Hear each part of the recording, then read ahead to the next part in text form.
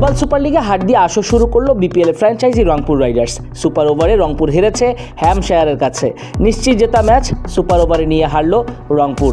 জেতা ম্যাচ প্রতিপক্ষের হাতে তুলে দেয়া বাংলাদেশের জন্য নতুন কিছু নয়। রংপুর রাইডার্স বাংলাদেশেরই ফ্র্যাঞ্চাইজি, তারা আবার ভিন্ন হবে কেন? গায়ানার প্রভিডেন্স স্টেডিয়ামে শেখ মেহেদী, রিশাদ হোসেন, মোহাম্মদ সাইফুদ্দিনদের ব্যাটিং ব্যর্থতায় মূল ম্যাচ টাই হলো। খেলা গড়ায় সুপার ওভারে।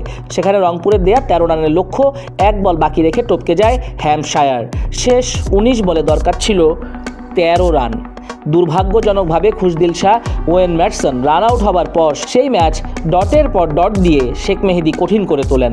পরবর্তীতে মেহেদী নিজেই বোল্ড আউট হয়ে ফিরে যান। ব্যাটে বলে কোনো সামঞ্জস্য নাই, বিশাল গ্যাপ, বলের লাইনই বোঝেন না, পেসও বোঝেন না। গ্লোবাল সুপার লিগে বৃহস্পতিবার হ্যাম্পশায়ারের কাছে এজন্যই হেরেছে রংপুর। টপ ব্যাট করে 20 ওভারে 132 রানে অল আউট হয় হ্যাম্পশায়ার।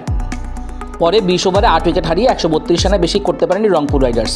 পুরোপুরি গা ছাড়া ভাব ছিল শেখ মেহেদীদের খেলায়।